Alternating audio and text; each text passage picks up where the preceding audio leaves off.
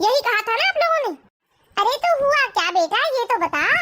ये अंजलि दीदी मम्मी इनसे बड़ी है, इसका मतलब ये तो नहीं कि वो मेरी सास है।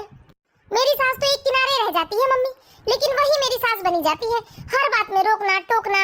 अरे क्या हो गया बेटा, तेरी नई नई शादी है इसलिए वो आती होगी कि भाई मेरी भाभी की कोई मदद करवा दूं, मेरी भाभी के साथ थोड़ा समय बिता लूं, ये सोचकर आती होगी तेरी नंद। धीरे धीरे ये भी सिलसिला खत्म हो जाएगा, फिर तो साल 2 साल में एक ही बार आएगी वो। अब ऐसा है ना मम्मी, ये तो उन्हीं का घर है, मैं उन्हें आने जाने से कभी रोकना नहीं चाहती, लेकिन क्या है आते ही वो मेरे पीछे डंडा लेकर बैठ जाती है। भाभी तुमने ये नहीं किया, भाभी तुमने वो नहीं किया, तुमने आज ऐसा क्यों नहीं किया, आज तुमने वैसा क्यों नहीं किया। तू टेंशन ना ले मेरी बच्ची, धीरे धीरे सब ठीक हो जाएगा ना, मेरी बात मान। और तू अपनी नंद की बातों को अपने दिमाग में मत रखा कर, एक कान से सुनकर दूसरे से निकाल दिया कर, जबरदस्ती का टेंशन ना पाल मेरी बिटिया। भाभी, ओ भाभी, चल रख बेटा, तेरी नंद आ गई, जा तुझे कोई काम बता रही होगी शायद। काम क्या बताएगी मम्मी, डंडा लेकर मेरे सिर पर बैठ जाएंगी वो। ठीक है रखती हूँ मम्मी। क्या हुआ दीदी, आपको कोई काम था क्या? वैसे काम तो कोई नहीं था भाभी मुझे, लेकिन आज मैं तुमसे बहुत नाराज हूँ। क्यों दीदी, क्यों नाराज हो आप? हाँ अंजलि, क्यों नाराज है बेटा तू? क्या मम्मी, आप लोगों को खरीदारी करनी ही थी कपड़ों की, तो कम से कम मेरी जेठानी के मायके वालों की जो दुकान है ना, वहाँ जाना था। क्यों, क्या हो गया बेटा? और तुझे किसने बताया कि आज हम लोग खरीदारी करने गए थे? वाह मम्मी, क्या खूब कहा आपने। अब भाभी जो आ गई है, अब किसी भी खरीदारी में मेरी जरूरत कहाँ है आपको? अरे हुआ क्या, ये तो बता। मेरी जेठानी के मायके से फोन आया था मम्मी। जेठानी के मायके से फोन आया था?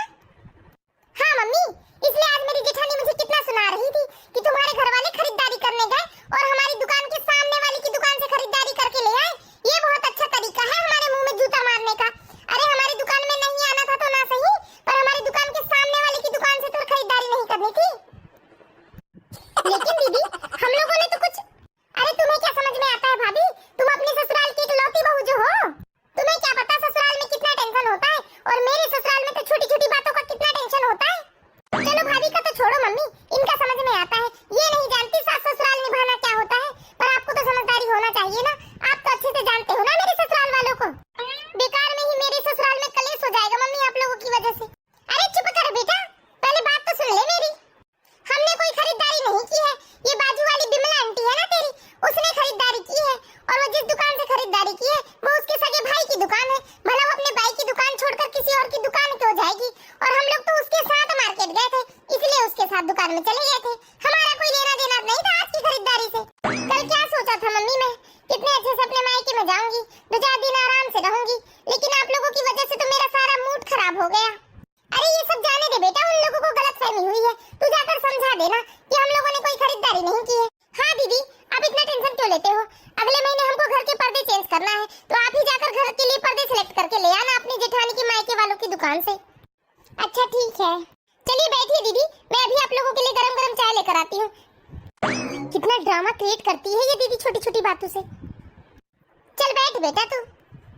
अब देखिए ना मम्मी, ये जेठानी और उनके मायके की दुकान वालों के चक्कर में जो बात मैं आपसे